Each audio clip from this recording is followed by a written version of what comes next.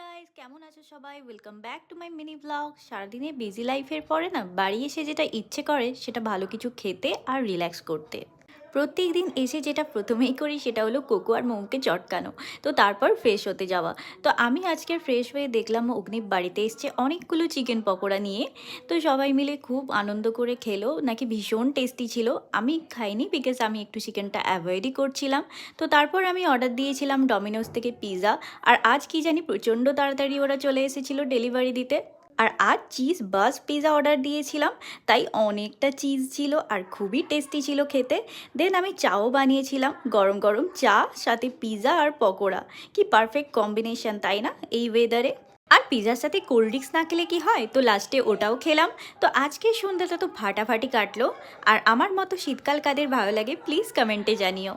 তো আজকের ব্লগটা এখানেই শেষ করলাম। সবাই ভালো থেকো, সুস্থ থেকো, দেখা হবে নেক্সট।